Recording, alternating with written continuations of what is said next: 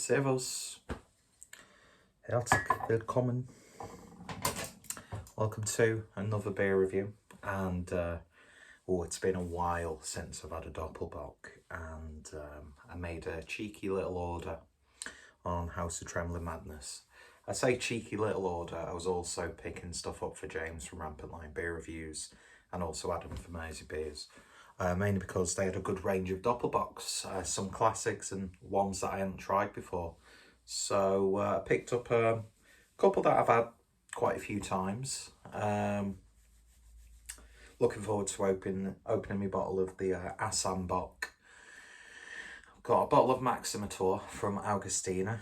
The Assam Bock obviously from Weltenberger.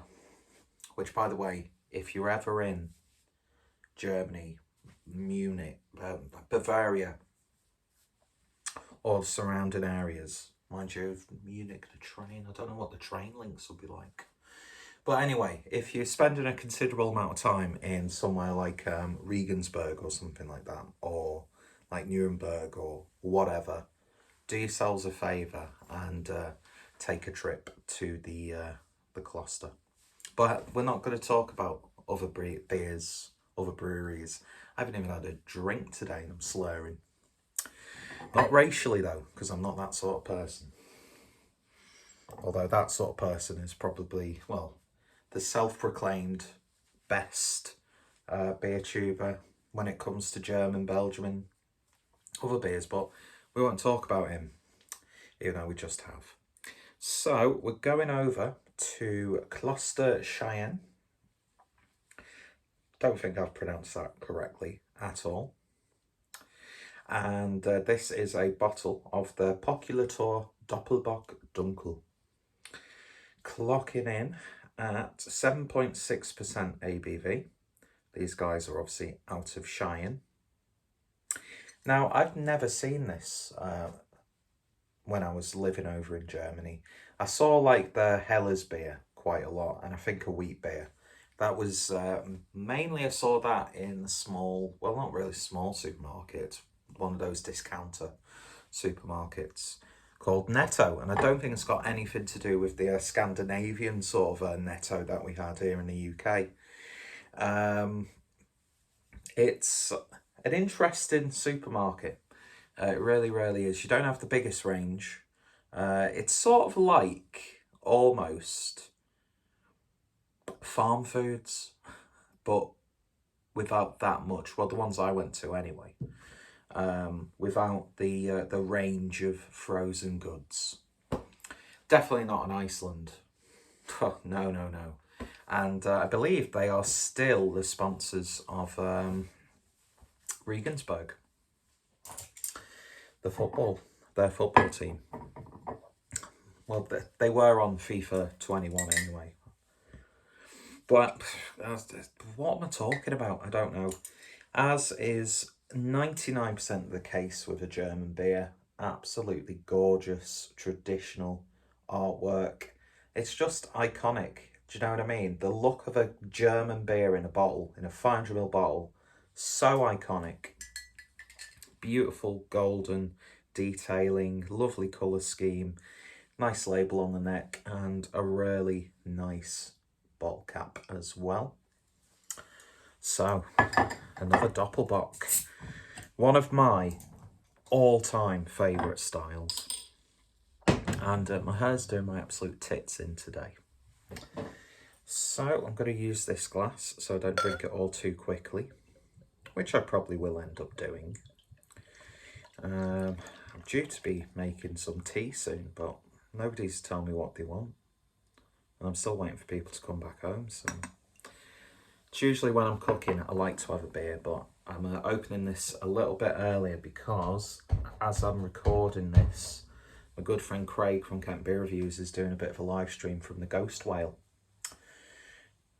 in Kent, I believe it is. Can't remember what part of Kent it is. One of his regular bottle shop bar haunts. So I was like, it doesn't take me much to want a beer. So there you go. I mean, beer in the glass. It's textbook Dunkel Doppelbock or Doppelbock Dunkel. Chestnutty. There's some slight ruby hues in there. Ruby hue sounds like a name of an obscure singer. Yeah, one of those international singers that, to get a little bit more fame, the record company gave them like an English or an American sounding name. But yeah, one finger's worth of a nice light beige looking head. The weather's taken a turn for the worst, which for me is good because the sun has been absolutely awful these past couple of weeks. So it's a bit cooler. It's been raining all day. So what perfect time then to open a Doppelbock. But you can open any beer at any time, 365 days of the year. I don't subscribe to that notion of like having darker beers when it gets colder and then having lagers and pales and IPAs and sours and stuff when it's nice weather. If you want to do that, that's perfectly fine. Who am I to judge? If you want to judge me, just look at my internet search history. That's all I'm going to say. But yeah, it's looking exactly like what you'd expect for a dark Doppelbock to be like. It's pretty much... It's got a little bit of an unfiltered look to it. But then again, that might just be a little bit of chill haze. Great thing about Doppelbocks is you can drink them chilled down, but you can also really enjoy them at sort of like room temperature. And my hair's doing my head in. I need to get this cut, but I'm just too lazy to go get it cut. Anyway, enough rambling about nonsensical matters. Let's have a sniff of this beer. And it's got that lovely, sticky, syrupy, fruity, like dark fruit sort of aroma. Dates, figs. Nice sort of like muscovado sugar. Then you've got that nice malt build coming through. Well, of course, those aromas are coming from the malts as well. But like it's got that quintessential, slightly musky character. Has a bit of a slightly caught, sort of like sourdough or rye bread aroma as well. Nice earthiness, but a lovely, like, cakey, caramelly-esque syrup-like sweetness. Like a dark sweetness, as opposed to like a sugary sweetness, if that makes sense. Like residual sugars from fruits. Even getting like a slight cherry aroma. I mean, it's just such a wonderful bouquet of aromas. And I'm getting a call as I'm doing a beer review. Hopefully that doesn't completely fuck up the sound.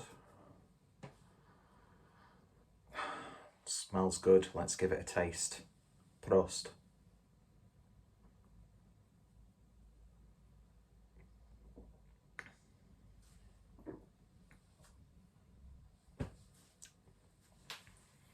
It's been such a long time since I've had those flavours.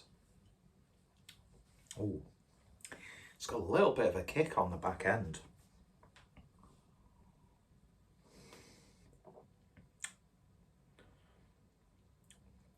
It does not hide its ABV. Not a lot of Doppelbocks do. I think the most notable one I've had where you do get a little bit of booziness is from the Paulana Salvatore.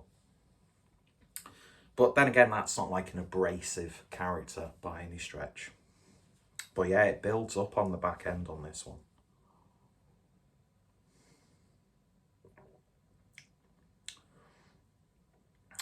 Medium mouthfeel. It's got a slight sort of velvetiness to it. Leaves your palate nice and sticky.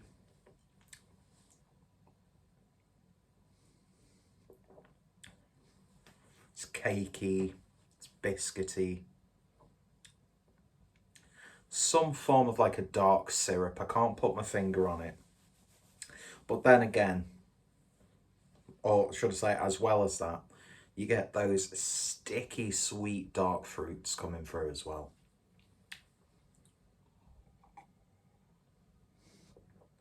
It's just, that's a good example of a Doppelbock. But then again, I'm not gonna lie, I've not really ever had a bad Doppelbock brewed in Germany. Even at some of the more like lesser regarded breweries. But then again, even like the cheaper breweries that you can get in Germany, especially from, you know, the old school traditional historic breweries like Scheyern. I'm not sure how long they've been brewing for. Does it have sort of like a year on it?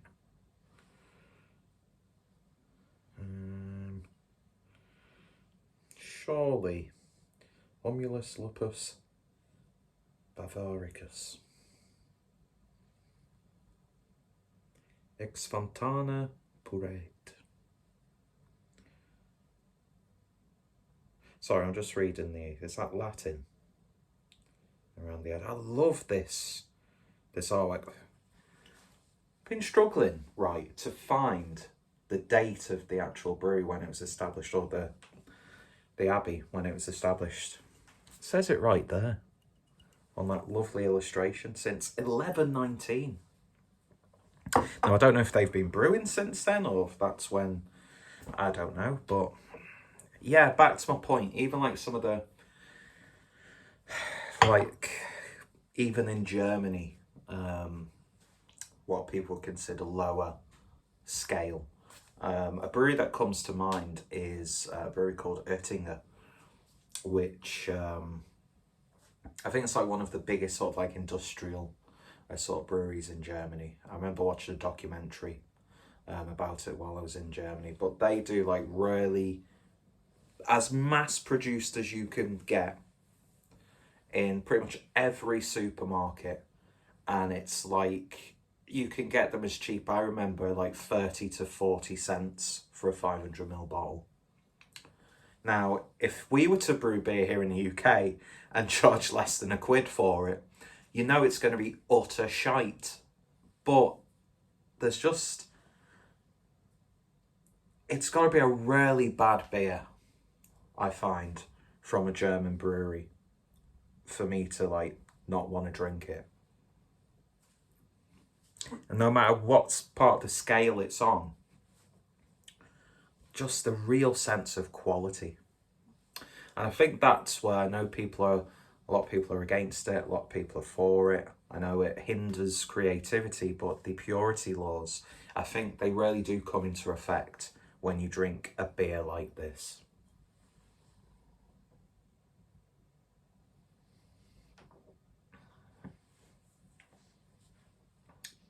Body's a little bit lighter than some Doppelbocks that I've had. But I'll tell you what, it's packed full of flavours, and as I said, it's got a really nice slickness to it. That's a damn good Doppelbock. It really, really is. I don't want to be one of those people who like goes, that's a damn good Doppelbock, and I should know because I've drank a lot of different Doppelbocks. But when it comes to the German beers, I'd say when it comes to my reviews, that's probably the only time where I actually would like to think I know maybe a little bit of what I'm talking about. And I think this was one of the cheaper ones that I purchased on Trembling Madness. And it's well worth the money, even though you're paying. There's a markup, obviously. If you were to buy this in Germany, it wouldn't surprise me if this was like at most like €1.09. And then, of course, you've got the 8 cents recycling thing as well. But, man. These beers always take me back, but I'm not going to go down fucking romanticism avenue like I tend to do. I just want to tell you that if you're doing a Trembling Madness order, or if you see this anywhere else and you want a good Doppelbock, pick this one up, because that's absolutely fantastic. It really, really is. Lovely stuff indeed. Absolutely.